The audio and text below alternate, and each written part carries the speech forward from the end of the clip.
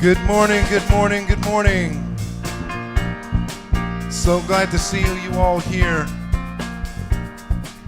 And we have a very special guest with us this morning, doing the music all morning with us. She was here for the women's retreat this weekend. Won't you please welcome Jennifer Farron. Good morning.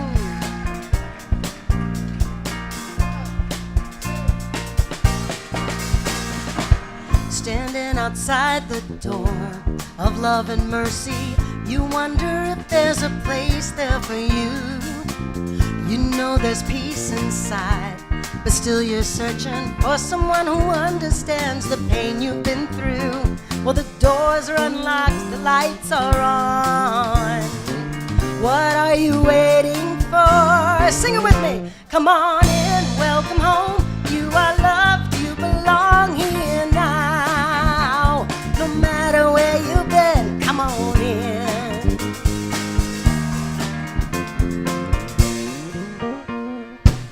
You'll find a place of rest inside the arms of spirit.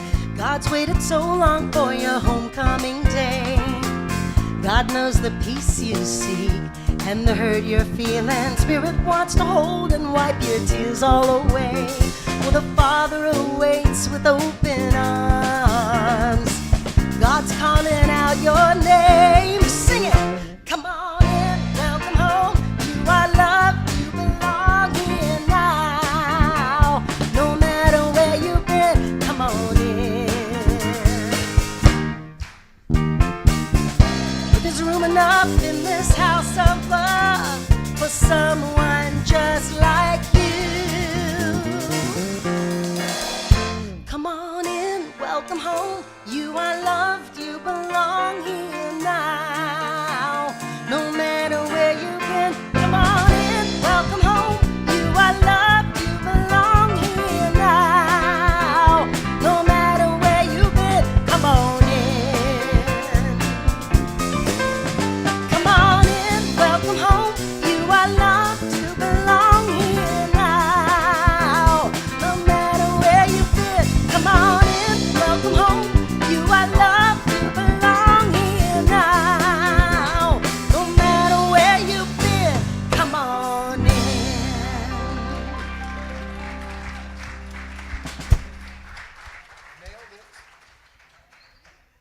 Thank you, Jennifer, for such a great start. We had such a wonderful weekend at Duncan Center, 40 of us women on a women's retreat. And we were led by Radiant Satterfield and her sister, Shaman Rhonda Bird.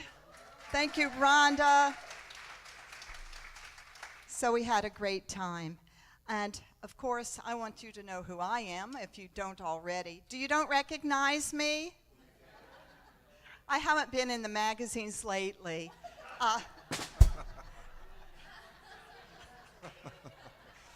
I'm Bev Spivey. Yeah.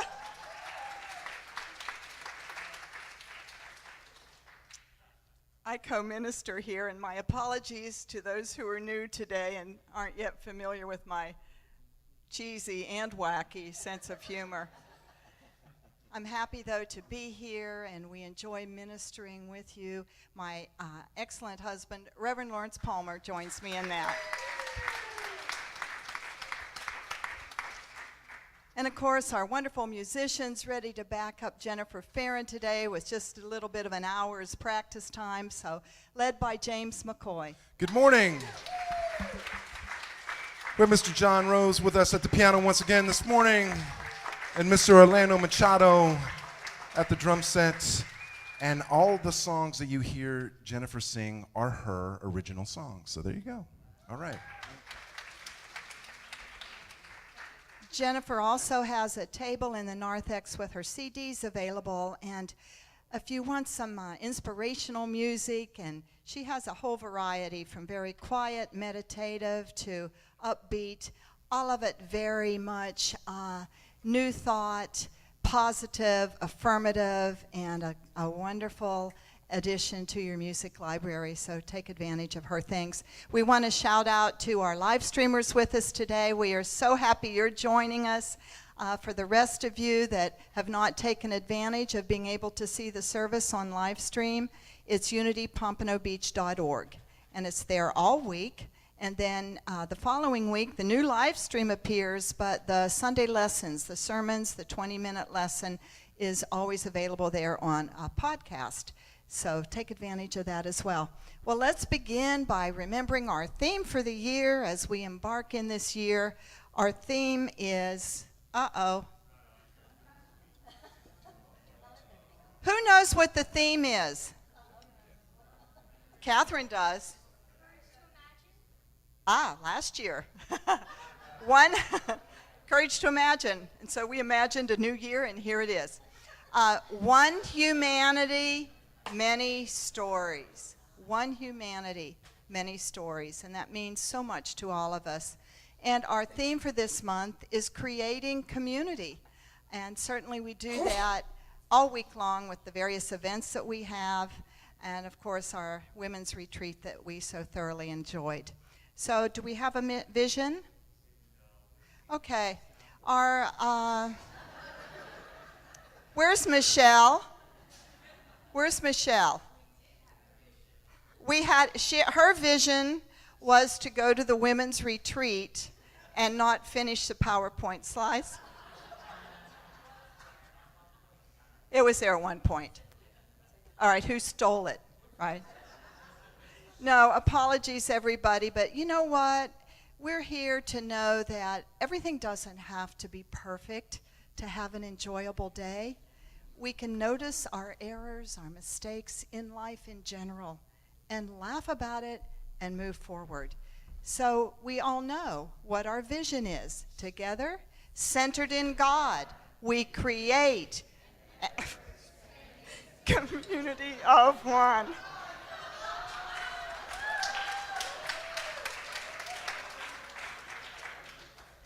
Let's tackle the mission.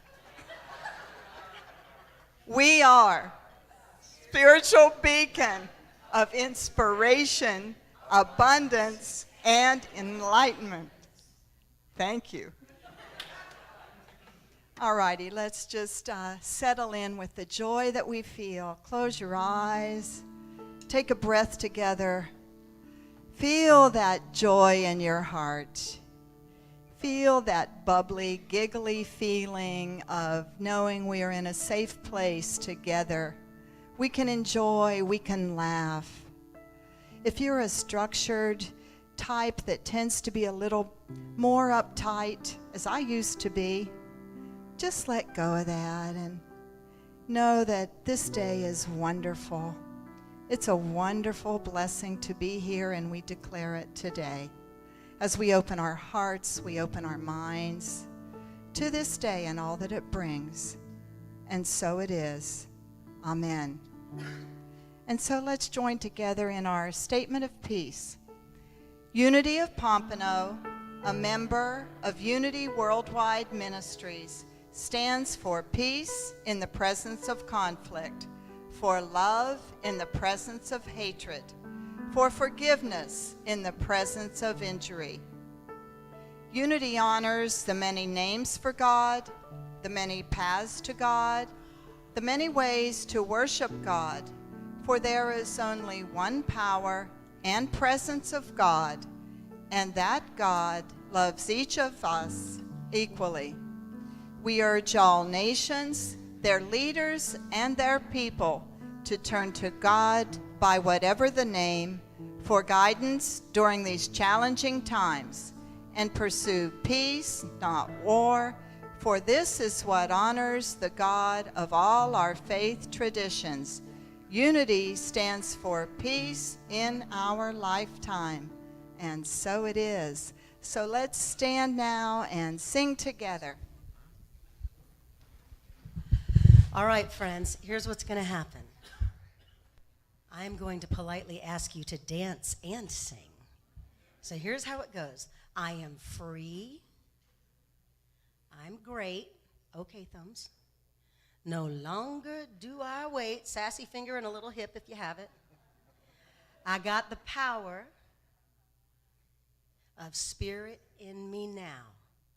So let's say it. Oh, I am free. I'm great. No longer do I wait. I got the power. The men aren't buying it, but the women are getting into it. Of spirit in me now. I think you have it. We're going to do it about 500 times. You'll get it. Ready? Nice. 1, 2, 3, 4.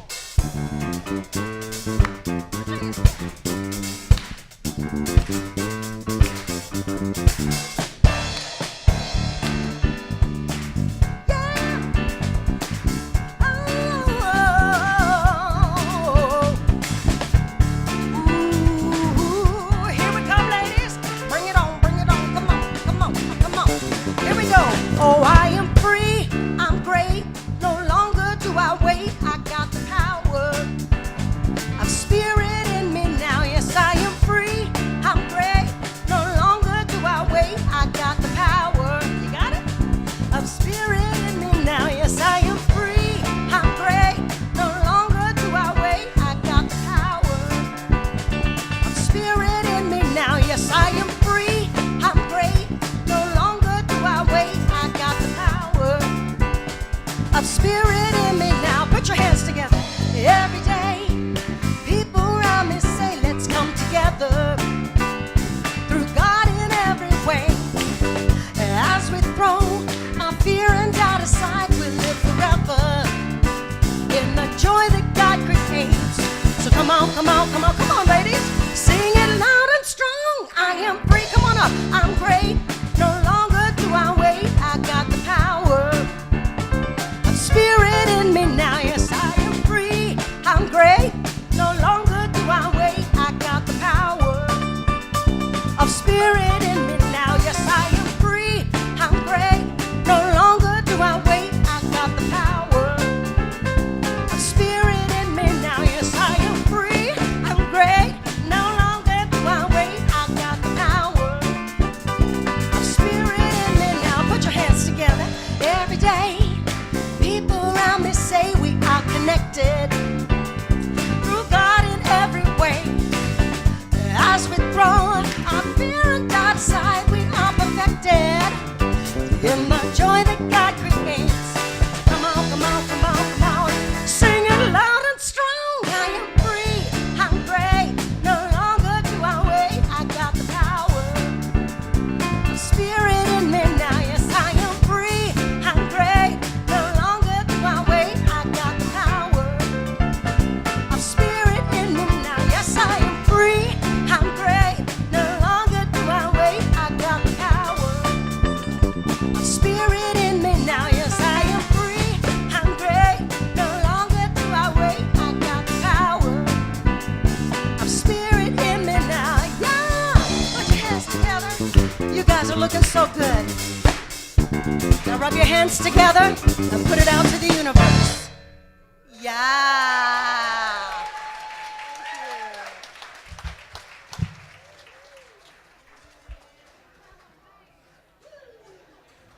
Lawrence just leaned over to me and said, "This is a little scary."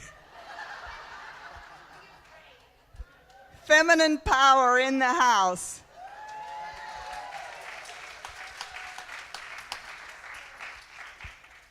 And along with you, many men who do all of the volunteer service here. We do have some very powerful people, and it's fun to acknowledge that. So if you're here for the very first time, know that our energy is flying high today from our wonderful retreat. So if you have the courage, just please raise your hand. All we're going to do is give a welcome brochure. These are our ambassadors.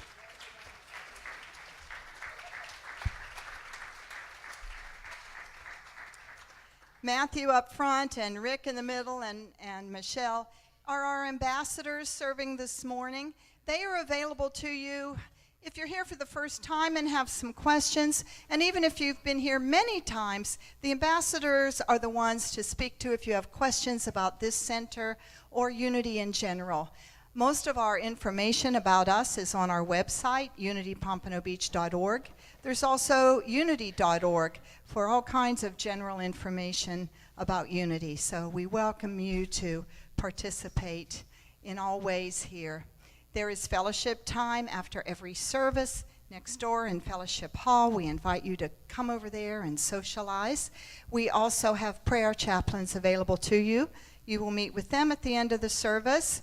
And prayer is available for a half hour before every service.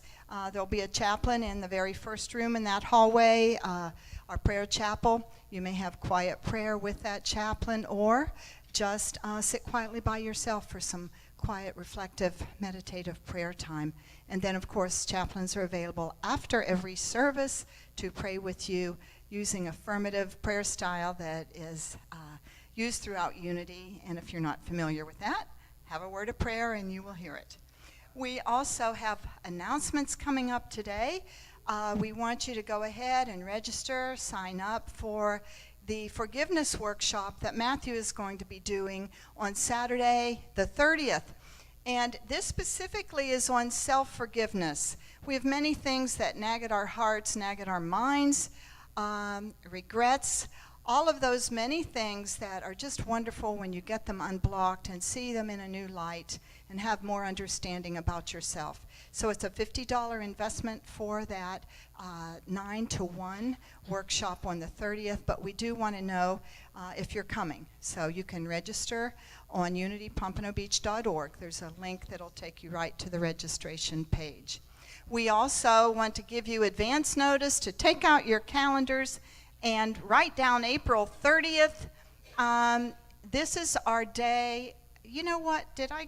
Matthew, what's it? Oh, it's March 30th is Matthew's workshop. April 30th, still a little ways away, but California Pizza Kitchen is offering a 20% back to us from the whole entire day. So takeout, catering, if you encourage people at your office to order from California Pizza Kitchen, the one just south on Federal in Fort Lauderdale. They need to mention our name, of course, Unity of Pompano Beach, and then when it's all said and done, we'll get 20% back on all our purchases.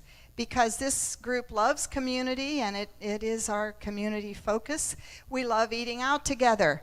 So on that evening, if you are available, come on out for dinner together beginning at 6:30. If you would sign up for that, there's a sign-up sheet in the narthex so that we can have enough table space prepared at the restaurant. And then if it turns out you can't make it or you want to bring more people, just let us know on that. But we want some idea of who's going to be there on the 30th of April for our wonderful community gathering. And California Pizza Kitchen, if you haven't been there, they have much more than pizza, and they have very good food. We have another tradition that we're going to do again this year at Easter time. We enjoy remembering our loved ones and honoring them. And in the past, we have offered Easter lilies for sale for $10 each, but you just sign up for them and you don't have to go get the lily. We will have the lilies delivered here, placed all around the altar for Easter Sunday. It'll look gorgeous, and then after the service, you may take the lily home or gift it to someone. So there is also a sign-up sheet for that in the lobby area. And please print so we know your name, and print the name of your dedication. And we will have that then on slides on Easter morning and do a special prayer dedication for all our remembered ones. So that's on Easter. We will not do an Easter egg hunt this year, but we will have our traditional Easter lily dedication, and our Easter service will be at the usual time of 11 a.m. We have something coming up now the 5th Sunday of every month. Lawrence has decided to take the challenge of speaking to you about what you'd like to hear. We've done this one other time a year or two ago. So here's how it's going to work. And James has thrown his hat into the ring too. It's going to be Request Sunday, every 5th Sunday, which will happen, every quarter. So for every 5th Sunday, on the weeks prior to that, you take a slip of paper in the narthex and you write down either a music selection you would like to hear, And you may write down a request for a sermon topic.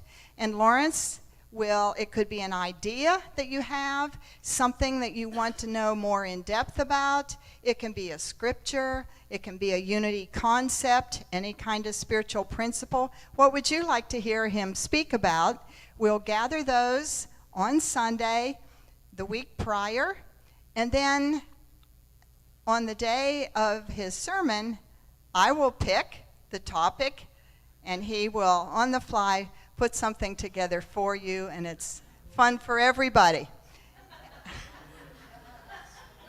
Isn't it?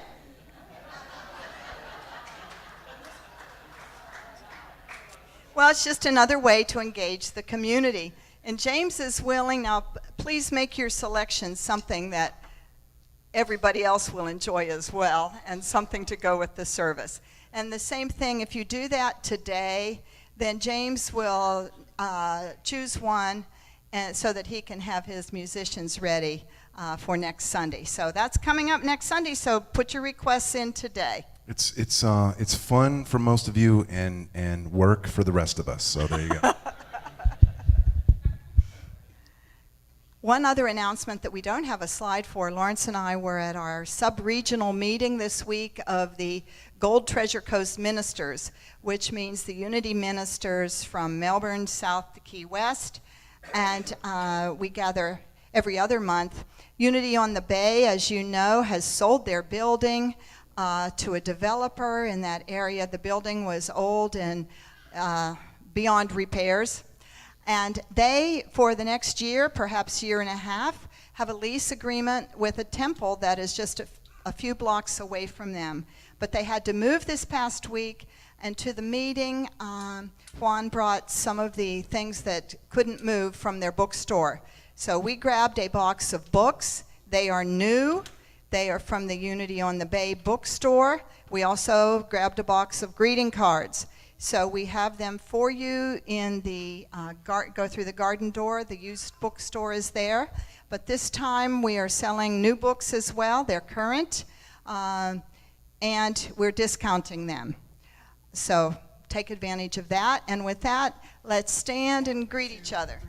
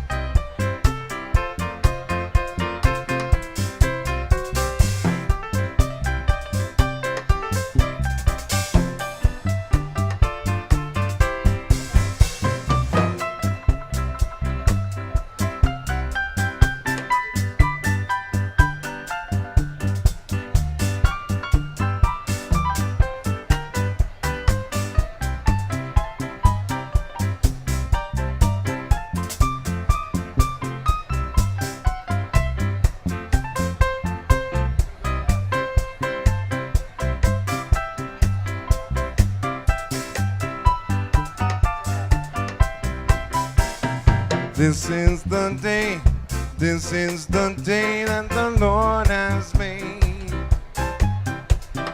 Let us rejoice and be glad in it. This is the day that the Lord has made. Let us rejoice and be glad in it. This is the day that the Lord has made. Let's all sing. This is the day that the Lord has made. Let us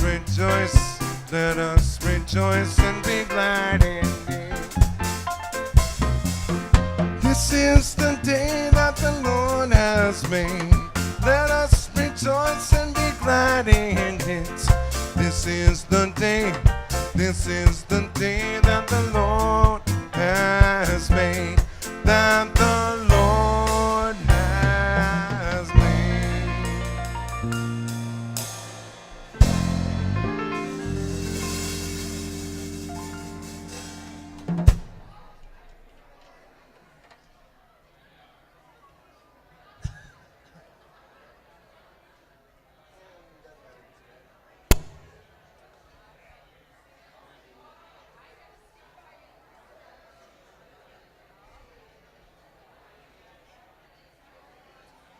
And when the music stops, we all sit back down. Thank you.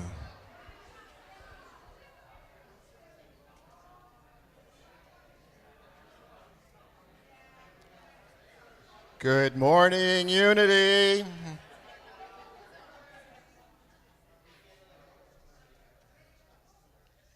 Good morning.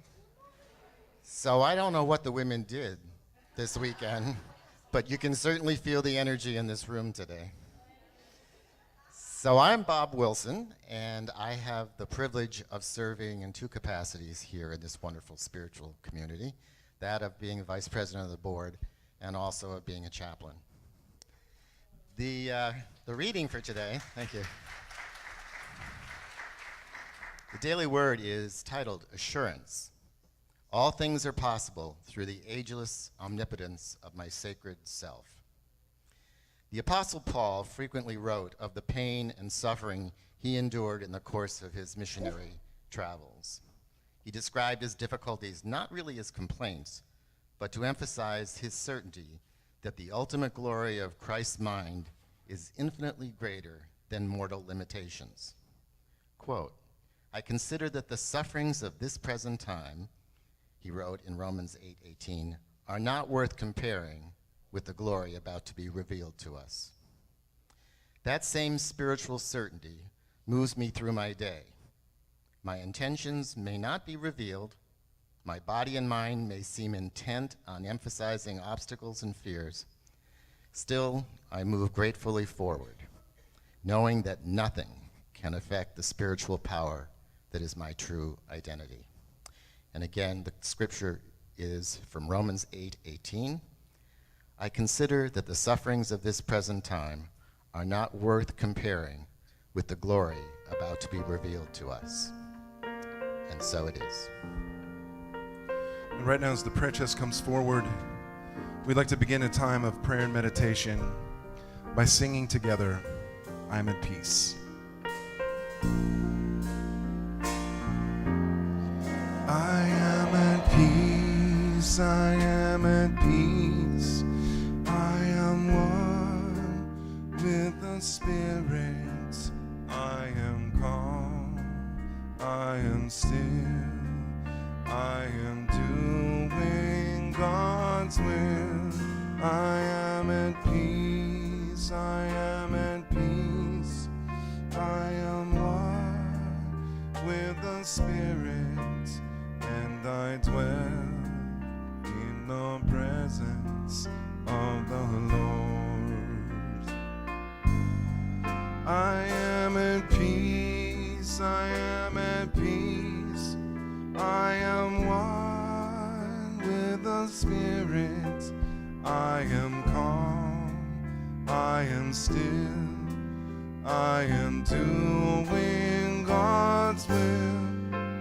I am at peace, I am at peace, I am one with the Spirit, and I dwell in the presence of the Lord,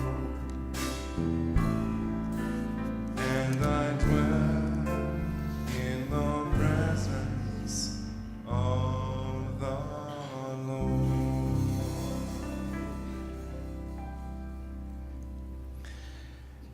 I invite you now to find that very comfortable and familiar position for your body.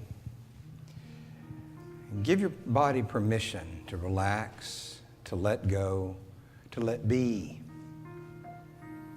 You can also give your mind that same loving permission just to be. For in the next few moments, there's nothing for you to do, nothing for you to think about. It is a time of pure and absolute being, which is your true nature.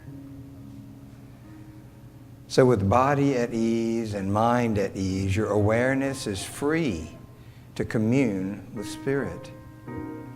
And this is your communion, and it will be whatever it is that you want it to be. For some of you, it will be a time of profound stillness. For some of you, it will be a time of music and sound and images and color and ideas and celebration. Allow it to be exactly what it is for you. And it is here that we best know our oneness with Spirit, in that deep of our heart. So let us now join in communion with Spirit.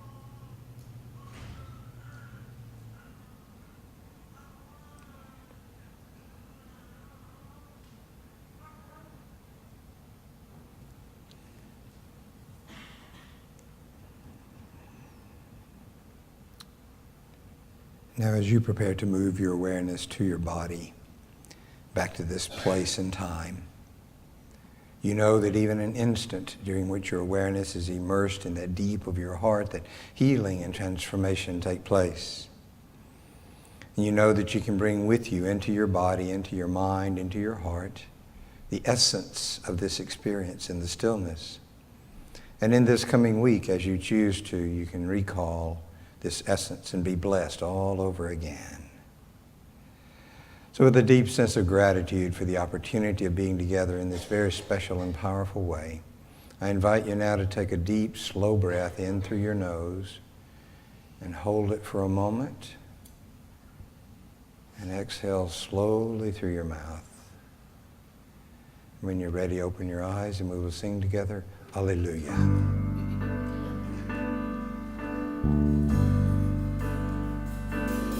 Alleluia,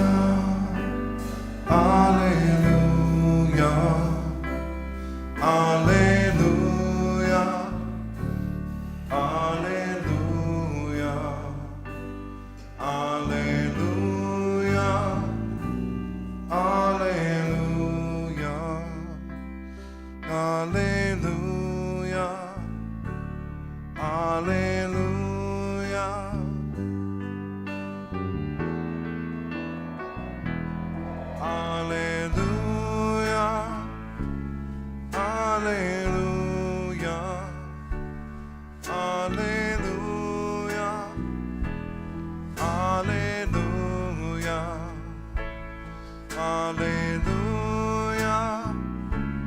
Alleluia. Alleluia. Alleluia.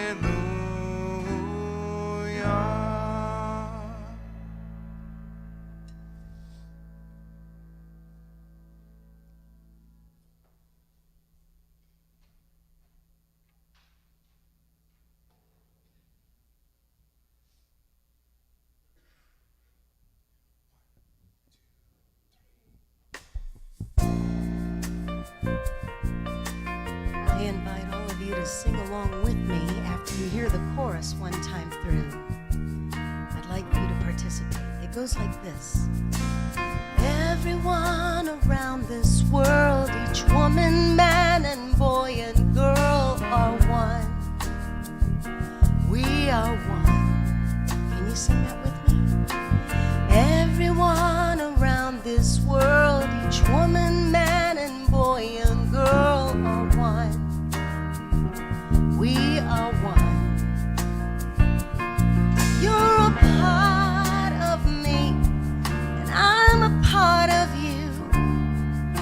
When we put our hearts together, there's nothing we can't do.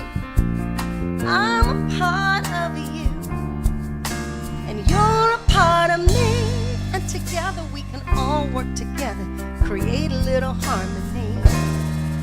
Because together, everyone around this world, each woman, man, and boy and girl are one. We are one.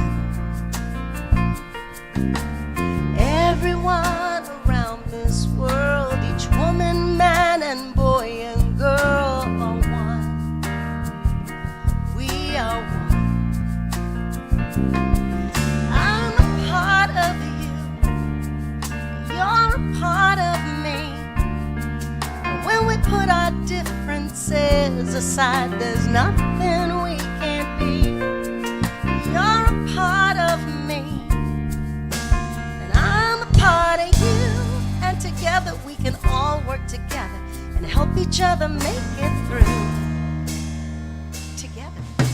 'Cause everyone around this world, each woman, man, and boy and girl are one.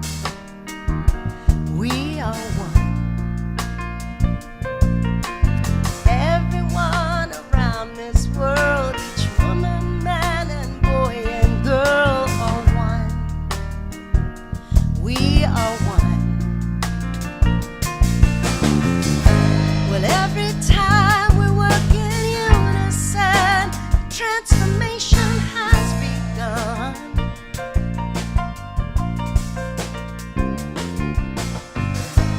And every time that we are conscious, a whole new world will open up for me and then for you.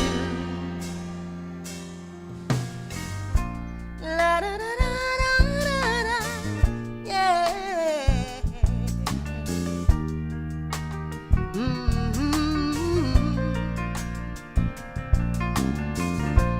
La da da da da da da, yeah, yeah, yeah.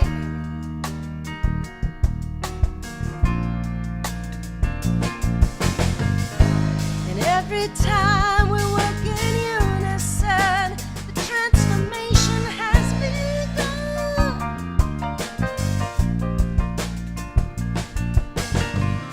And every time that we are conscious, a whole new world will open up for me and for you. Together, sing with me. Everyone around this world, each woman, man, and boy and girl are one. We are one. Can you turn to your neighbor and sing it? Everyone around this world, each woman, man, and boy and girl are one. We are one.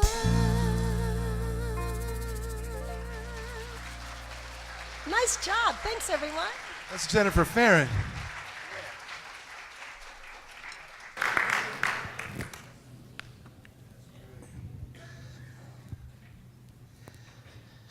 Thank you, Jennifer and band. Wonderful.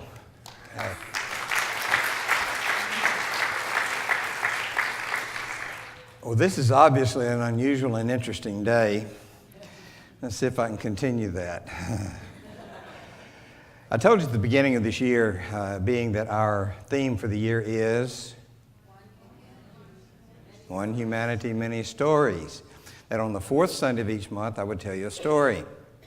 I started working on today about 2 months ago, and I was looking at all the stories in the Old Testament and the New Testament. A lot of interesting stuff there.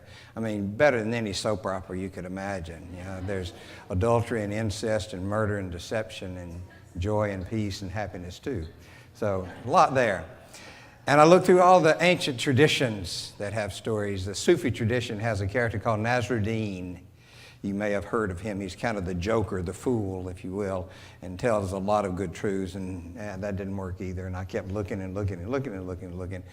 And in meditation last week, it was like, tell your story. And it was like this. And I remembered how many of you have said, how in the world did you get from the Baptist church to being a unity minister? And some of us, how did you get to be a Baptist minister and all that? So here we go. I think I can do this in the 45 minutes that I have. What? Some of my earliest memories of my life were of church. And that's one of the reasons I love church as I do. We've shared with you the ominous fact that's happening now among us. The churches are going away. And that seems to be a trend that's been predicted and proven.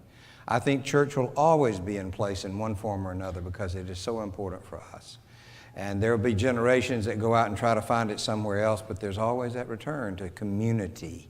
Because there's something in community, true spiritual community, that you can't get anywhere else. You can have friendships, you can have fun, you can have parties, but there's something that we get from spiritual communion that you don't get anywhere else. And here we are.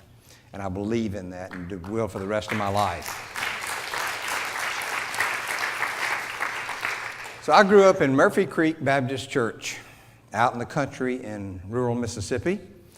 And at the age of about 8, I walked the aisle and took the preacher's hand, made a profession of faith. Some of you know that terminology. I was saved. I accepted Jesus as my personal Savior. I was born again. You know all those terms. And however you may feel about that, something happened that day. It was an experience. I don't care what you call it. I look at it very differently now. I interpret it theologically very different than then. But even to this day, I know that something happened to me that day, and I'm grateful for it.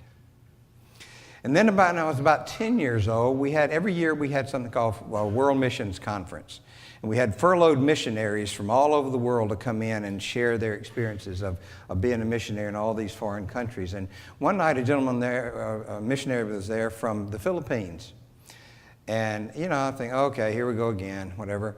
And he said that he was an all-star football player. A preacher who was a football player? That got my attention. And I don't know what he said that night. I couldn't tell you that, but I know the feeling so very clearly. I get chills now just remembering it. And at the end of that service, I did something unusual. This wasn't usually done in our church. We had the altar call, of course, and you went down and talked to the preacher. Well, I went out and ignored the preacher and knelt down at the communion table, the altar at the front. And I remember like it was 5 minutes ago, I said, oh God, give me a heart that cares for people. And what happened to me that night is still bubbling in me right now. Be careful what you ask for. And that was another one of those turning moments in my life. It wasn't real obvious, but it was there nevertheless. When I was about 12 years old, I was sitting probably in the same place, in the same pew in the church, where church was about to start on Sunday morning, and our church was a long rectangular building with 2 wings off to the side, and there was a door that went out of this wing back down to the offices. And I was sitting there waiting for church to start, and I got a vision of me. Now, you don't have visions in the Baptist church, okay? Or you don't tell anybody if you do, but I had it was a vision. It was real, just as real as looking at you right now. A vision of me as a young man with a suit and tie, walking out from over there, stepping up on the platform, getting behind the pulpit and preaching. Yeah.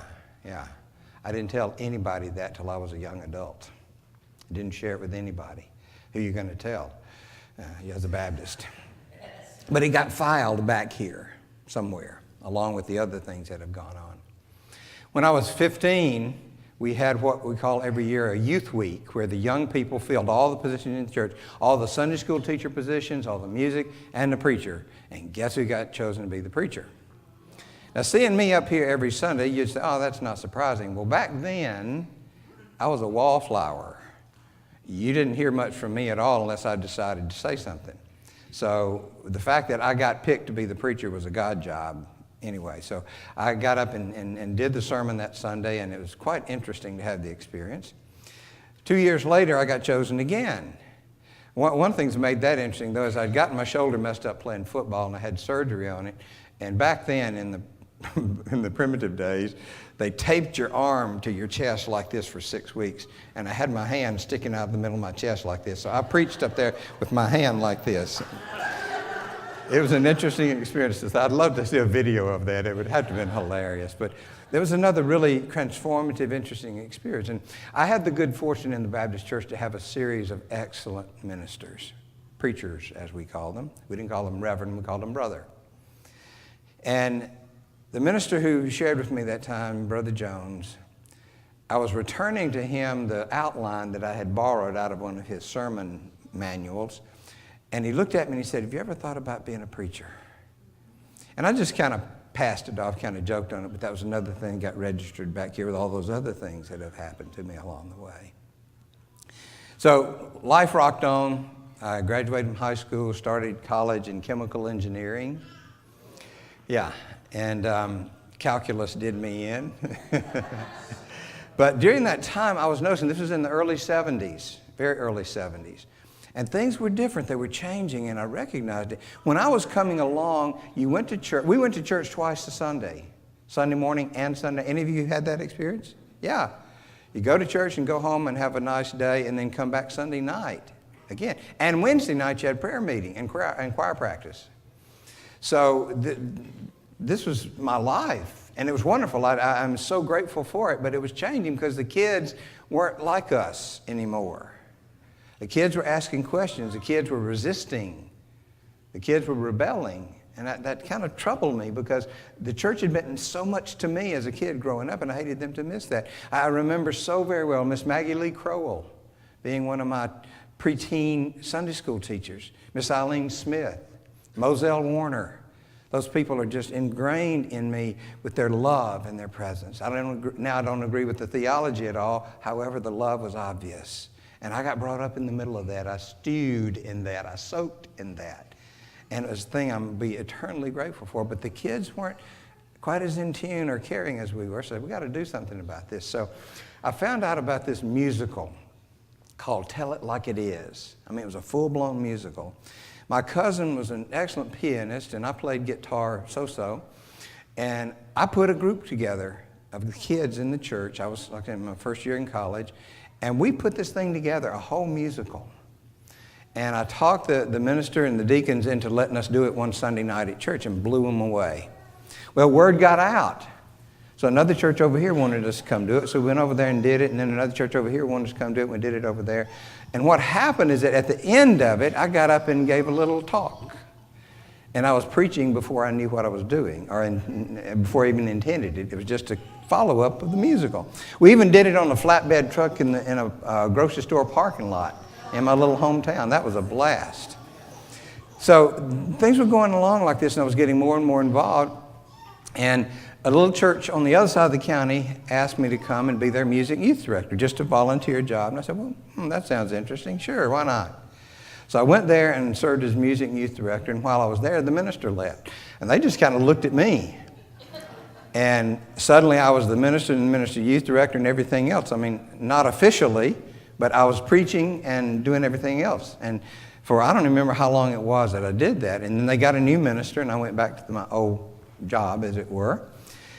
And about that time, another little church on the other side of the county called me and said, we've heard you've been preaching, would you come and supply for us? And that's the word for a guest minister. Okay, so I went and supplied for Singleton Baptist Church. You have to go past the jumping off place to get to it.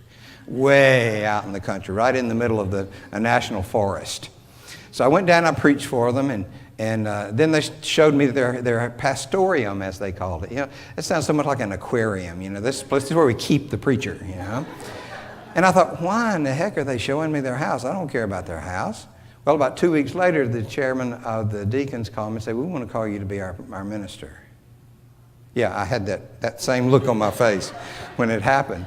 And it was like, oh my, this is what's been going on. And I went home and told my wife, guess what? You're about to be married to a Baptist preacher. And it went over fine. That was okay. It worked. So I was ordained in 1974 at the ripe old age of 22. I was still in college, still trying to keep food on the table and a roof over our heads. And it was rocked along pretty cool there. Well, then I went to Mars Hill Baptist Church. And life was interesting back then. I was living here. I was commuting to college every day, 30 miles this way. My new church was 30 miles this way. And I had a full-time job as a security guard working graveyard shift. So my typical week very often was to get off work at 7 o'clock on Sunday morning, be in the pulpit to preach at 10 o'clock, in the Baptist church, you did in-home visitation. It wasn't any of this texting and tweeting and email and all this stuff. You went to somebody's house to see them. So Sunday afternoon was usually full of that. Sunday night I preached again. I was back at work at 11 o'clock that night, got off at 7 the next morning, had to be at school at 8 o'clock the next morning. And sometimes I'd just go to school in my uniform, so people thought I was real official. I was a security guard, so I had a badge and everything, you know. No gun, but...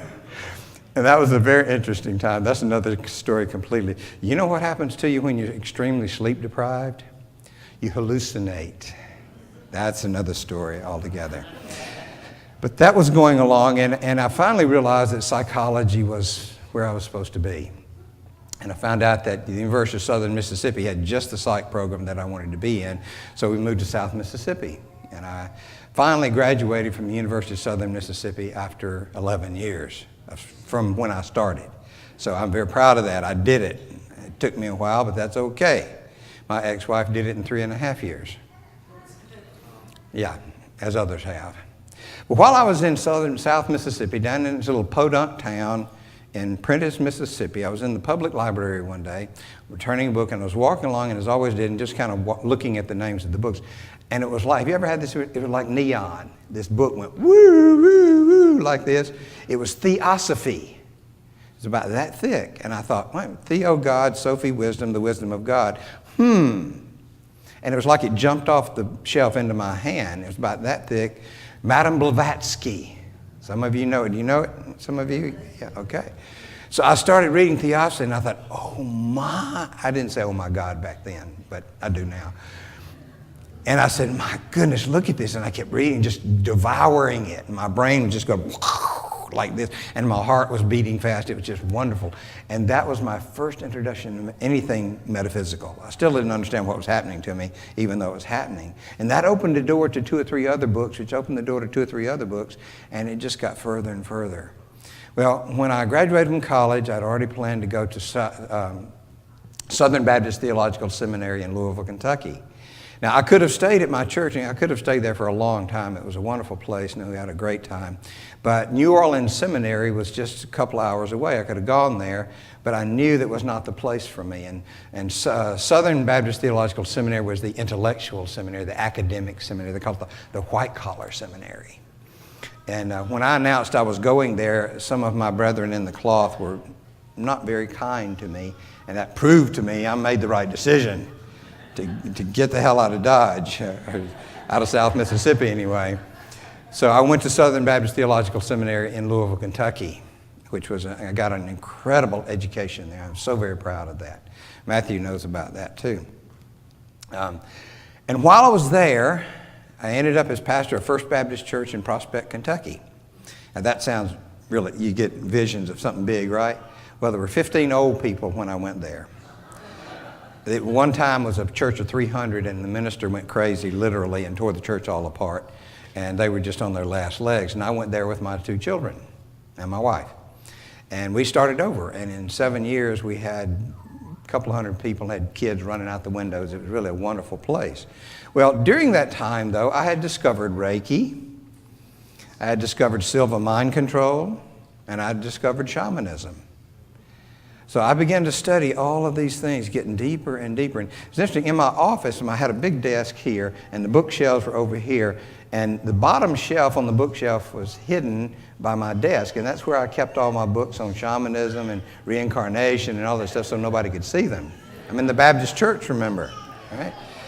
So I keep studying and learning and getting more and more excited. I had a lot of friends outside the church, really good friends. And one Reiki group I was a part of, there was a hooker and a guy that owned a bar in the group. I did not tell my people about that. But I figured Jesus did it, why can't I, you know? And these folks were wonderful. So I maintained that connection outside the church. We still had a great thing going at church. But one day, one of my wonderful weird friends came to church, and when she was leaving, and I cannot remember her name, but I remember her face. She said, "Lawrence," said, "if they knew what you were really doing, you'd be in big trouble." And that kind of went whack, because I'd gotten really good at putting Baptist clothes on truth principles and on metaphysics. And my people were saying amen when I preached this stuff. And they were still happy, and I said, that's great. But that kind of disturbed me a bit. And after a while, it became a matter of integrity for me, because I suddenly realized I am not a Baptist anymore. When I consciously said, I will not ever again tell somebody they're going to hell, because I don't believe it. I can't believe it.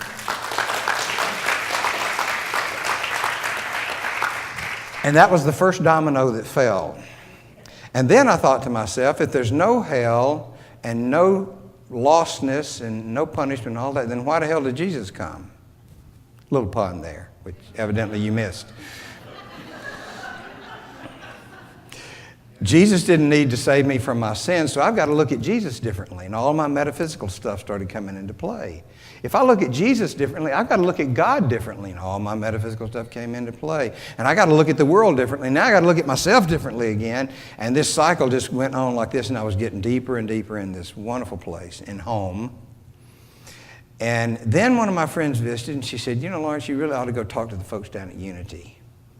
And I knew about Unitarianism, and I said, I know about that, I don't want that. She said, no, unity. And I said, oh, here's something else I haven't heard of. So I immediately called the Unity Church in Louisville, which was a Jewish temple at one time.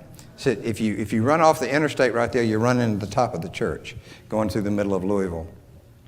Called up Charles Lilly, said, I'd like to talk to you. He said, sure. So with a little bit of fear and trembling as to what was really going to happen here, I went in, sat down in Charles's office. Oh, this church was old and wonderful, you know, the wood everywhere and everything. And Charles's office had a fireplace over here and books all around. It just felt wonderful. And I sat down with Charles, and I'd say something, he'd say, yes. I'd say something else, he'd say, yes. Oh my God, this is wonderful. And we talked for 3 hours. And Charles was so kind in hearing me, and just every once in a while he would say something, and it was just all falling in place, and I thought, I am home. And I got so excited about it, so I started taking classes at Unity. They usually offered classes on Sunday afternoon. So I would preach on Sunday morning, gobble down lunch, run to Unity, which was 20 minutes away from me, take a class, run back home, gobble dinner, and preach again on Sunday night. I did that for 4.5 years. And I got deeper into it. I didn't tell anybody at the time, I even co-taught a class on the 12 powers at Unity while I was still the Baptist minister. I didn't tell my people that. So, as you might well imagine, I'm getting deeper and deeper into Unity and realizing I'm less and less of a Baptist. And Charles and Betty were encouraging me to consider Unity ministry, and they helped me jump through all the hoops that you have to jump through. Back then, it was quite, you could get into a major university easier than you got into Unity school. So they helped me and taught me, and it was just wonderful. And I applied for ministerial school, and I got in. And a lot of people were surprised about that. But I did. So I was accepted in May. I resigned in June, and Unity School started in July. It's a whirlwind. So I picked up my family and I moved to Kansas City. Actually, we lived up in Liberty, Missouri, which is north of the village. And again, I had one of these experiences. I had 3 jobs while I was in ministerial school. I was a counselor for Weight Watchers. I was an assistant minister in one of the churches up there, and I was an on-call emergency chaplain in the evenings. So my day there, I got up at 4:30 to work out and get ready to drive 45 minutes to Unity School to get there at 7:30 in the morning, go to school most of the day, go to my Weight Watchers job, get off there and go home, and often had a class to teach at night at the church. And then in the evening, if the phone rang, I had to go to the hospital, and sometimes I'd spend all night at the hospital, leave there, not even change clothes, and go to school at 7:30 the next morning. And that went on for 2 years, which was more than, it's funny how we remember things, though. I had 2 lines for home, one for personal line and one for the hospital. And I had one of those old-fashioned desktop telephones, with the dial, and it had this harsh metallic ring. You probably heard that somewhere along the way. When that phone went off, I was awake like this, ready to go to the hospital, because I knew what I had to do. I had to get my head ready, get my heart ready, and be there. And for years after that, and especially now when people have all these weird ringtones, the other day I heard that ringtone on somebody's phone, and you know what happened to me? I was ready to go to the hospital right now. Really. Everything that prepared me to go and deal with people in car accidents and heart attacks and everything else, it was there. Wow, that's really cellular memory at its highest. So I finished Unity Ministerial School and moved down to Florida, went to Sarasota for a couple of years on staff, and then I went to St. Louis and was there for 7 years. And the story goes on from there. However, what gets to the point right here is that I was in Memphis, Tennessee. I'd gone there to be the minister of Unity Church of Practical Christianity in Memphis. And I was back home in the South where you get sweet tea without asking for it, and you can say y'all and nobody looked at you funny. And I thought, okay, I'm going to be single and in Memphis, Tennessee for the rest of my life. Done. There you go. Well, in 2014, magic happened. I went to the Unity, our regional convention in Melbourne, and Bev was there. And I won't get into that story. Most of you know that one anyway. But Bev was the chair of the search team for Hollywood, Florida in 2001. And I was one of the candidates. And I'd also had interviewed in Colorado. And when I interviewed at Hollywood, they said, okay, we want you to just stay here. We'll go get your furniture and bring it here.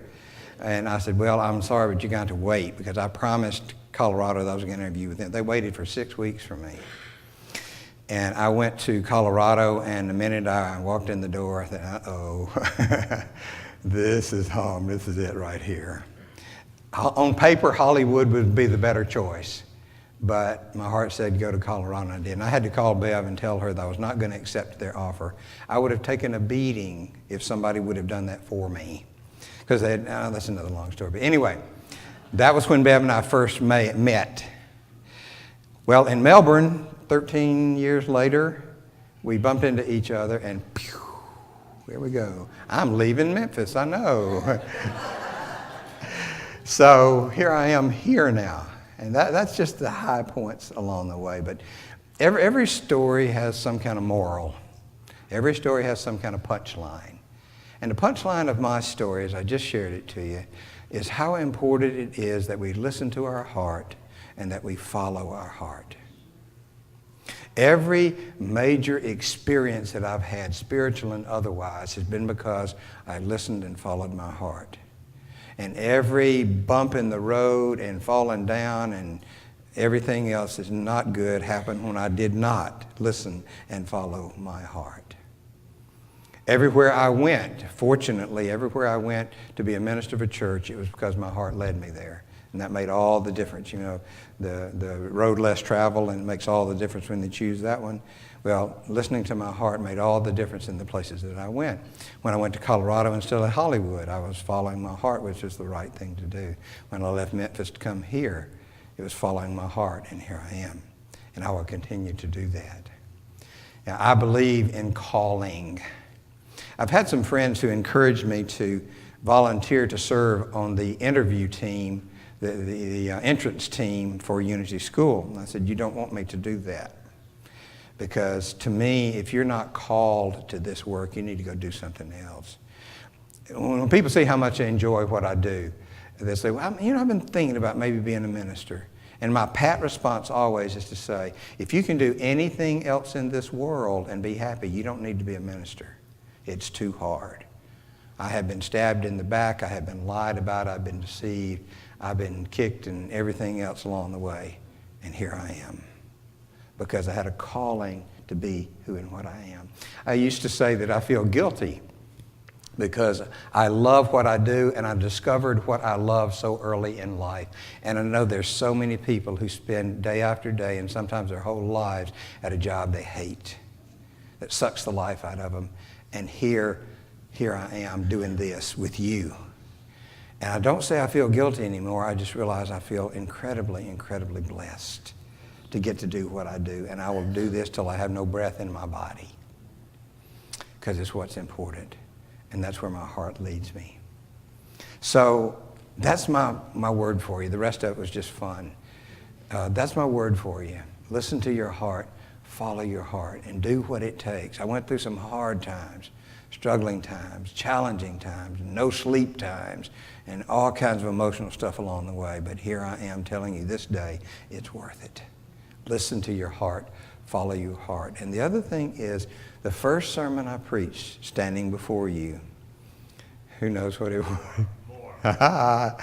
There is more. Those two things, listen to your heart, follow your heart, knowing that there is always more, because Spirit is always there. Listen to your heart, follow your heart. There is more. God bless you.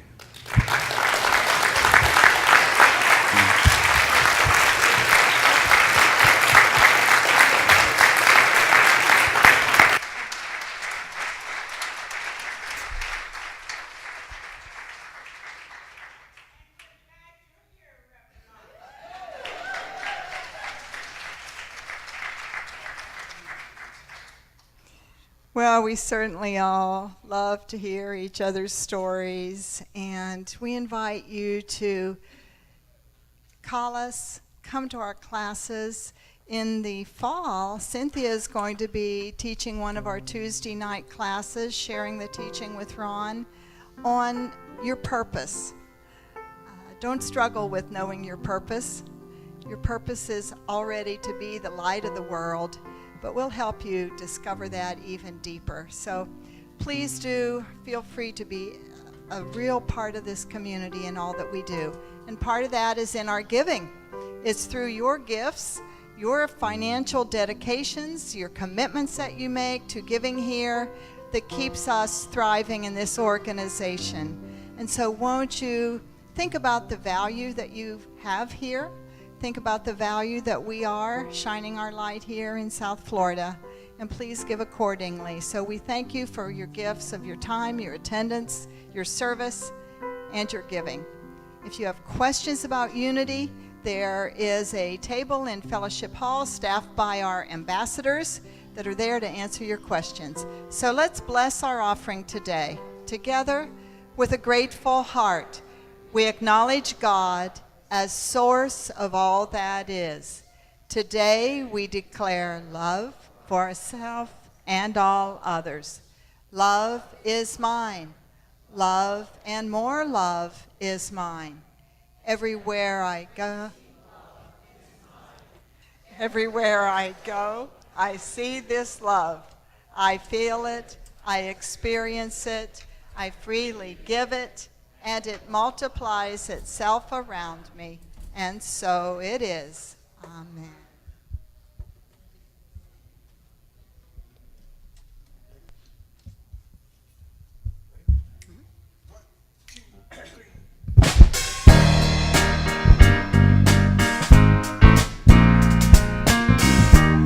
This is dedicated to Lawrence and all of his steps. Baby steps we are taking, baby steps every day. Well, it may look like we get nowhere, that's okay. as we learn and we grow. Baby steps make a difference, I know. Do we fight for injustice or sing a quiet song? Do we gain notoriety as we keeping on?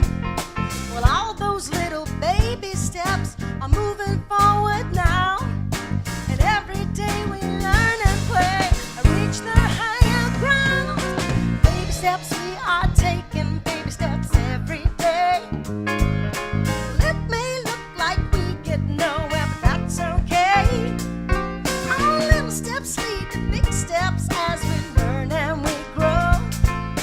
Baby steps make a difference, I know. Sometimes when we look, there are no footprints in the sand. But we smile and know that's when love holds us in its hands. Well, all those little baby steps of every woman and man walk together every day, sometimes hand in hand. Oh, baby steps. Put your hands together for me. Walking together hand in hand. That's what it's all about. Well, all those little baby steps are moving forward now. And every day we learn and play and reach the highest ground. Yeah, baby steps we are taking, baby steps every day. Well, it may look like we get nowhere, but that's okay. Because little steps lead to big steps as we learn and we grow. Baby steps make a difference, I know. Baby steps make a difference, I know. Baby steps make a difference, I know. Thank you.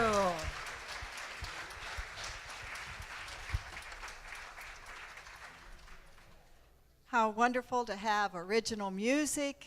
All the notes, all the lyrics are Jennifer's own, and her CDs invite you to take a look and see if that'll be a boost to your life at home. Our chaplains are taking their spots to be able to have some time to pray with you. We have Olga, Cynthia, Sandra. Over here is Carmela, Radiance, Nick, and Bob, and also Nancy. So plenty of chaplains to spend a moment or two with you with prayer. So we thank everybody for coming today. We'll see you next door for social time. Let's stand now and close as we bless each other. Together, the light of God surrounds us. I am the light of God. The love of God enfolds us. I am the love of God. The power of God protects us. I am the power of God. The presence of God watches over us. I am the presence of God. Wherever we are, God is, and all is well.